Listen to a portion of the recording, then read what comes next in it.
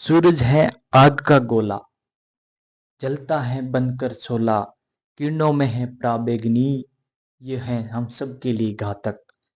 पर तन्ने हैं बाग हम सब मानव का, जो कवच है ओजोन परत का, जो कवच है ओजोन परत का। इसी के साथ मेरे YouTube चैनल पर आप सभी का स्वागत है। आज हम बात करने वाले हैं ओजोन दिवस के बारे में। तो सबसे पहले बात करें 16 सितंबर यानी ओजोन दिवस। ओजोन दिवस हर साल 16 सितंबर को मनाते हैं और इसका मुख्य उद्देश्य है ओजोन परत है उसकी सुरक्षा।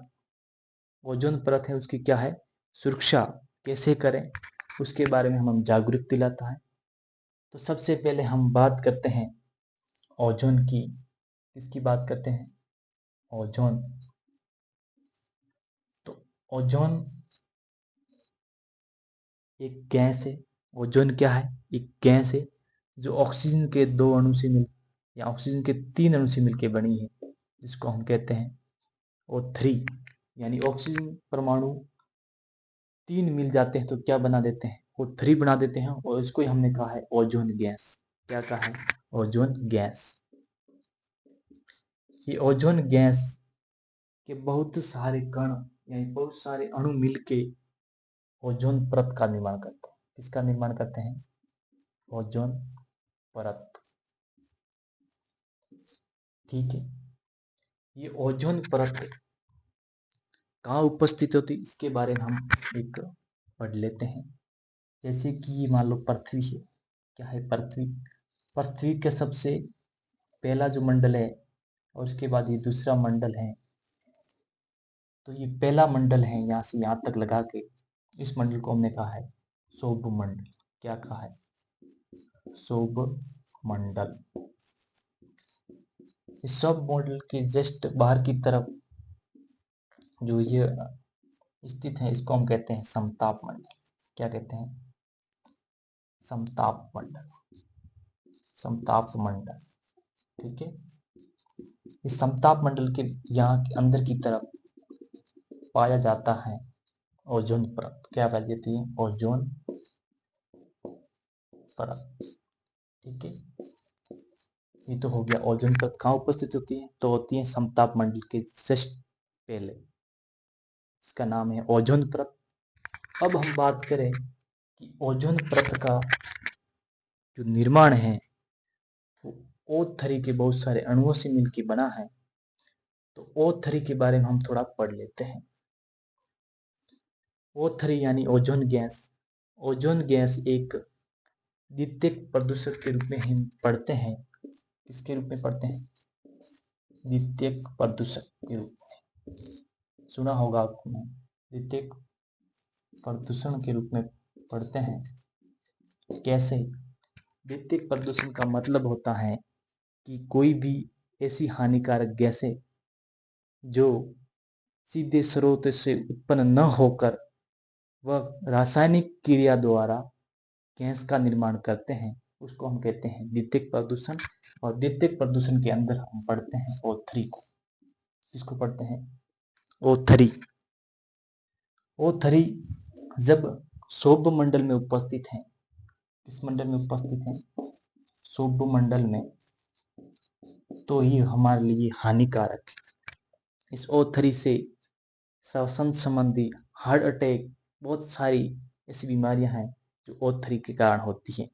लेकिन जैसे ही O3 का निर्माण सब समताप मंडल में होता है तो वहां पर वो एक परत का निर्माण कर देती है और वो हमें सुरक्षा कवच के रूप में काम करती है। तो वो हमारे लिए आवश्यक है।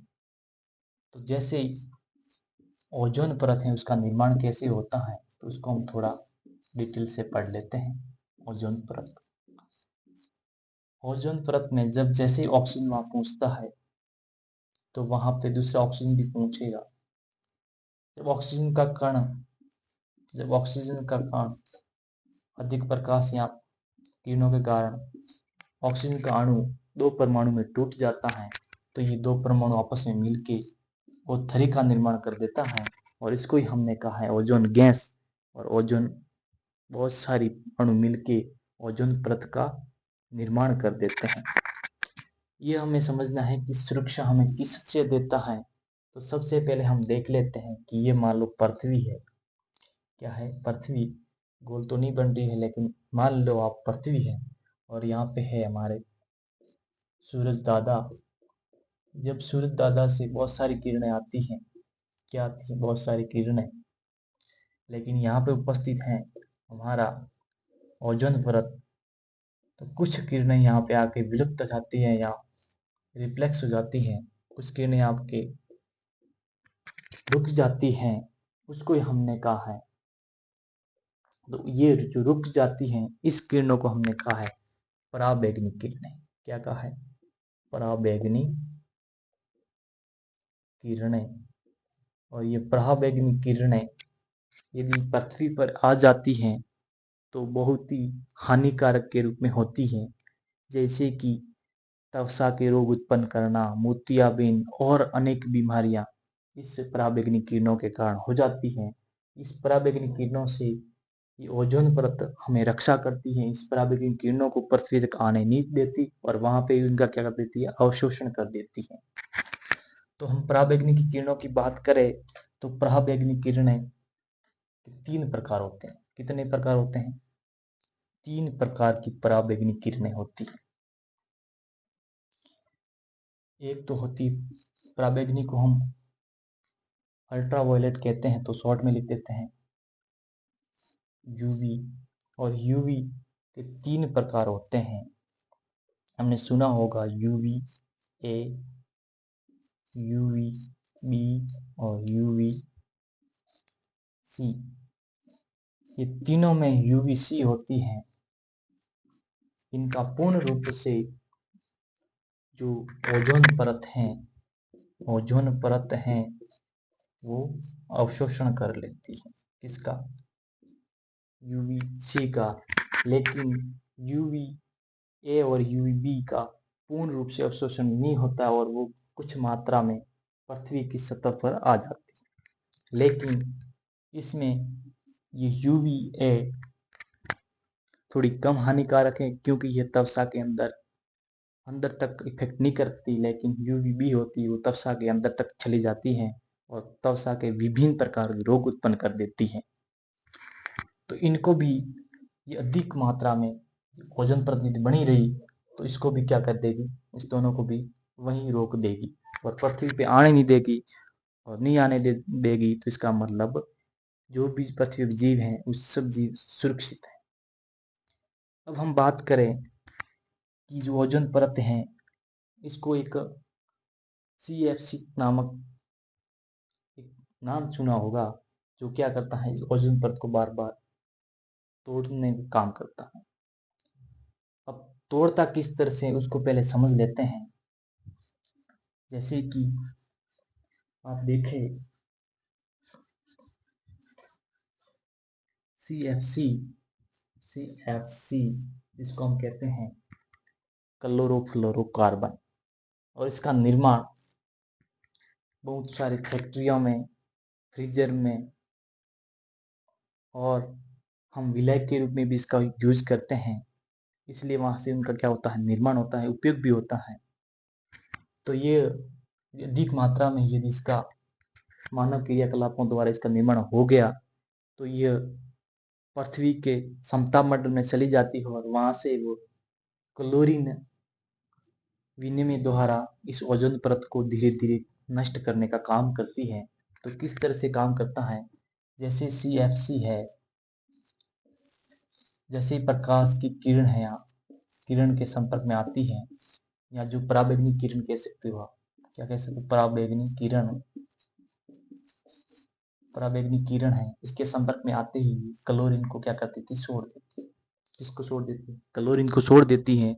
ये क्लोरीन रिएक्शन करता है सीधे O3 से और निर्मित करता है ClO2 से और प्लस में ऑक्सीजन परमाणु। तो इसका मतलब जैसे Cl रिएक्शन करता है O3 से तो निर्मित कर देता है क्लोरो डाई ऑक्साइड, प्लस में ऑक्सीजन का परमाणु का निर्माण कर देती है।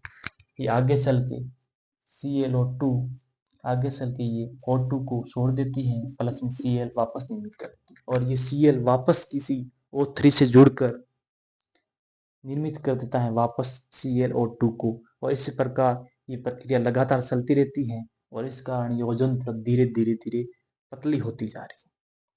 हमने सुना भी होगा कि अंटार्कटिका एक महाद्वीप है, क्या नाम है, अंटार्कटिका,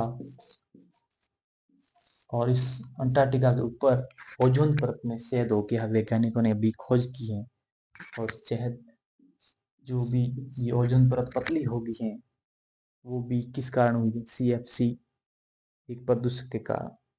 CFC ये मुख्य रूप से एक ग्रीन हाउस गैस भी है जिसको हम 3 नंबर पे पढ़ते हैं, ग्रीन हाउस गैस CFC के रूप में।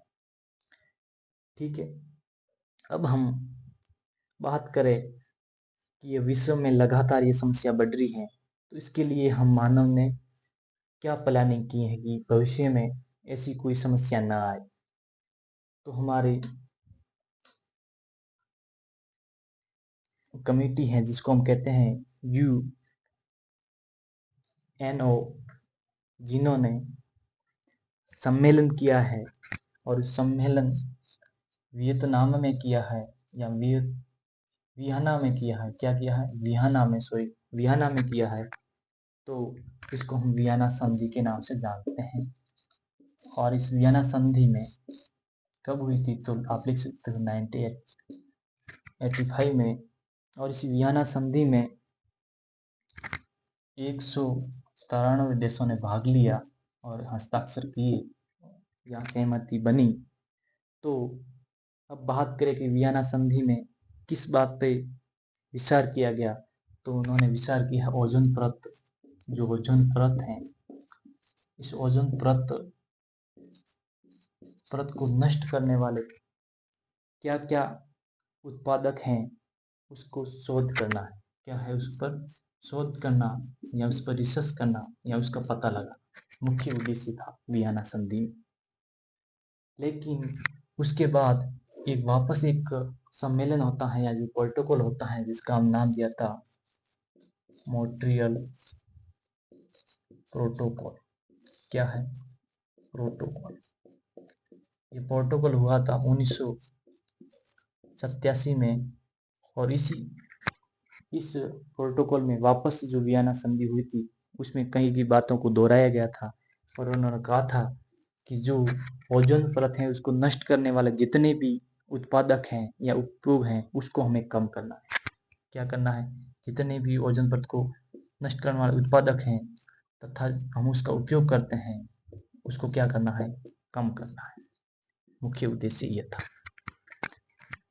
इसके साथ ही UNO संयुक्त राष्ट्र संघ ने 1995 में 16 सितंबर को ओजोन दिवस के रूप में मनाने की घोषणा की।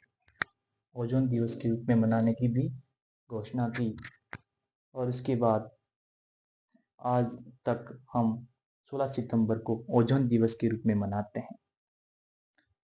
ये था ओजोन का पूरा लेक्चर जो हमने अच्छी तरह से समझा। मुझे विश्वास है कि आप सभी को भी ये समझ में आया होगा। इसी के साथ मैं लेता हूँ विदा। जय हिंद।